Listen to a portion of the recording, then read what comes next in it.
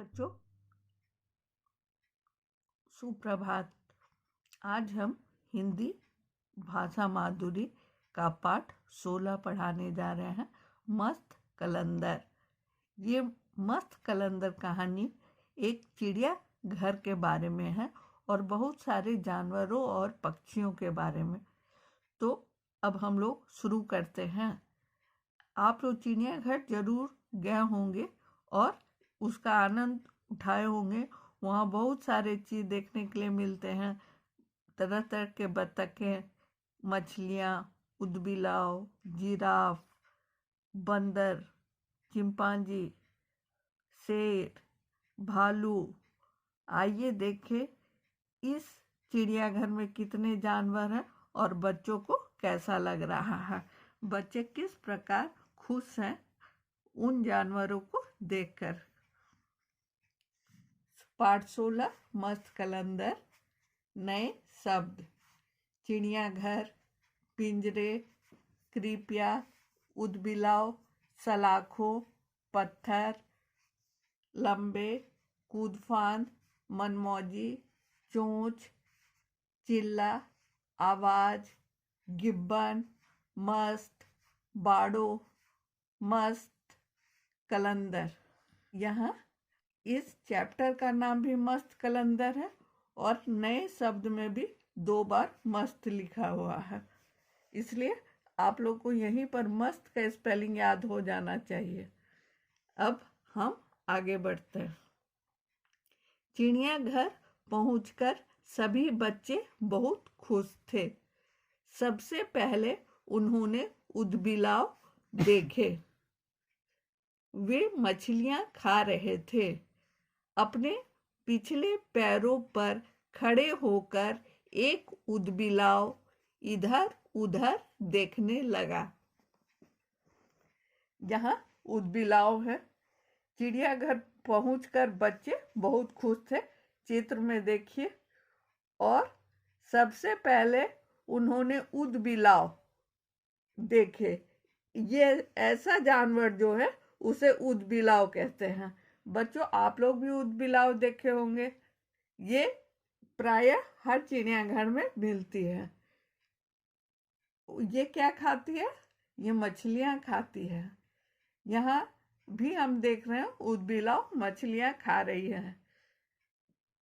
अपने पिछले पैरों पर खड़े होकर एक ऊदबिलाव इधर उधर देखने लगा। बच्चों ने तालियां बजाई। आवाज सुनते ही सारे ऊदबिलाव पानी में चले गए। बच्चे ऊदबिलाव के करतूत देख करके काफी खुश थे और उन्होंने तालियां बजा दी। बच्चों ने क्या किया? बच्चों ने तालियां बजा दिया। ये शोर सुन करके ऊदबिलाव पानी में चले गए। हमें शोर नहीं मचाना चाहिए, गीता ने कहा। इन बच्चों में से एक का नाम गीता है। उसने कहा हमें शोर नहीं मचाना चाहिए। लंबे तालाब में बहुत सी बत्तखें तैर रही थी। एक लंबा तालाब था, उसमें बहुत सारी बत्तखें तैर रही थी। छोटी बड़ी तरह तरह के रंगों वाली बत्तखें कैसे थी? कुछ बड़ी भी थी, कुछ छोटी भी थी और तरह तरह के रंगों की बत्तखें थी। अचानक कोई बत्तख डुबकी लगाकर एक छोटी मछली चोंच में दबाकर खा लेती थी। अचानक कोई बत्तख डुबकी लगाकर एक छोटी मछली चोंच में दबाकर खा लेती थी। बत्तख क्या खाती थी?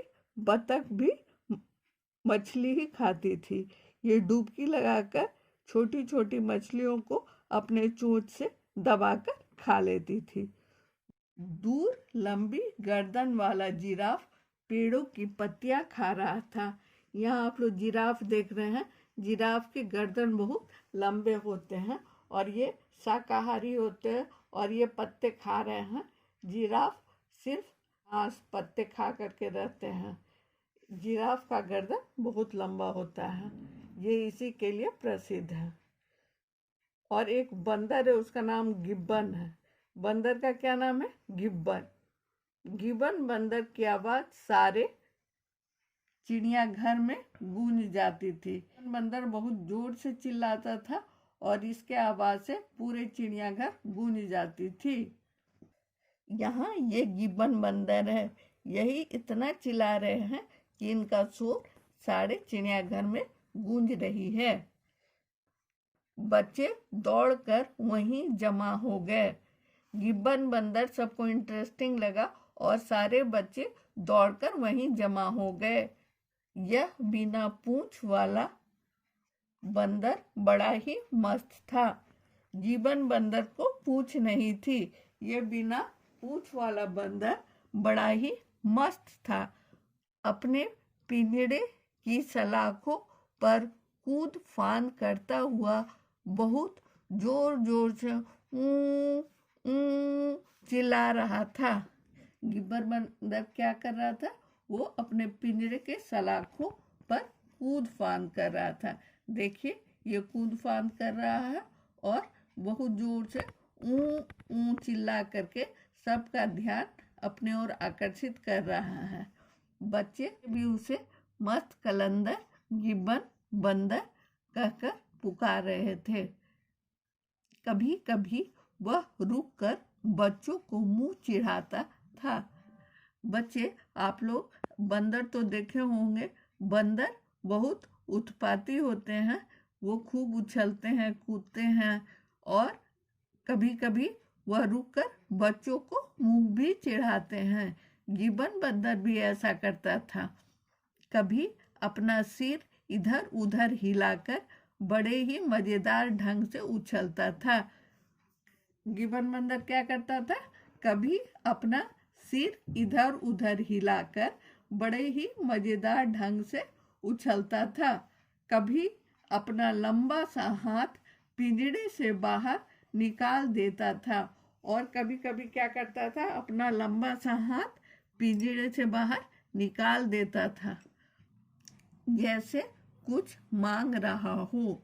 वो ऐसे हाथ निकालता था जैसे प्रतीत होता है कि वह कुछ मांग रहा है। ऐसा लगता था देखने में कि गिब्बन बंदर कुछ मांग रहा हो।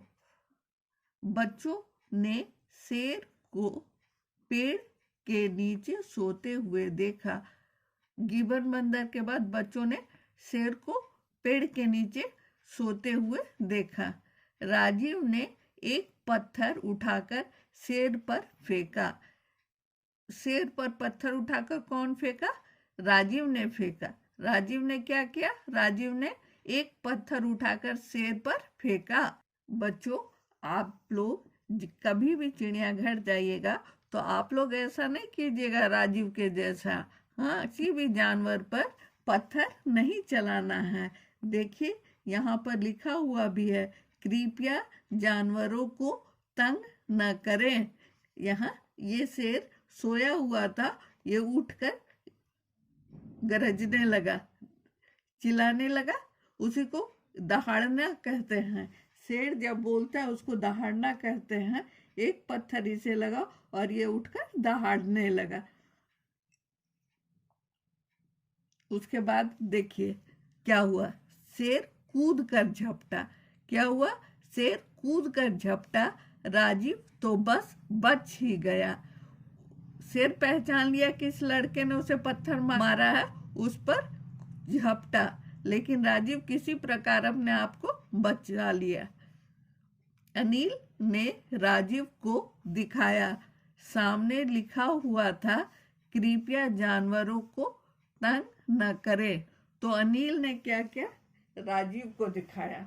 अनिल राजीव को दिखाया कि देखो, सामने लिखा हुआ था, कृपया जानवरों को तंग न करें। वहां चिड़ियाघर में लिखा रहता है, कृपया जानवरों को कुछ न खिलाएं, कृपया जानवरों को तंग न करें। चिड़ियाघर के भी कुछ रूल एंड रेगुलेशंस होते हैं, कुछ नियम होते हैं जो चिड़ियाघर में प्रवेश करने के पहले लिखा हुआ मिलता है। हम लोगों को चिड़ियाघर में भी अच्छा से व्यवहार करना चाहिए। जानवरों से भी काइंड होकर के मिलना चाहिए, दयालु होकर के मिलना चाहिए। अब अगला पेज। हाथी, भालू, हिरन, लोमड़ी सभी अपने अपने बाड़ों में घूम रहे थे। चिड़ियाघर में बाड़े भी बनाए रहते हैं, आप लोग भी बाड़ों को देखा होगा। सबका बाउंड्री रहता है और घर के जैसा बना रहता है, उसी के अंदर वे रहते हैं। तो यहाँ जहाँ हाथी है ये हाथी के बाड़े हैं, यहाँ भालू है ये भालू के बाड़े हैं। हिरन, लोमड़ी सभी अपने अपने बाड़ों में घूम रहे थे। अपना अपना दायरा जिसका बनाया हुआ है जैसा घर, उसमें वो घूम रहे थे। जगह जगह लिखा हुआ था, कृपया जानवरों को कुछ न खिलाए। चिड़ियाघर में तो ऐसा लिखा ही रहता है, इस चिड़ियाघर में भी लिखा हुआ था, कृपया जानवरों को कुछ न खिलाएं। यहाँ पर भी लिखा हुआ है, कृपया जानवरों को कुछ न खिलाएं। अब तक सभी बच्चे थक चुके थे।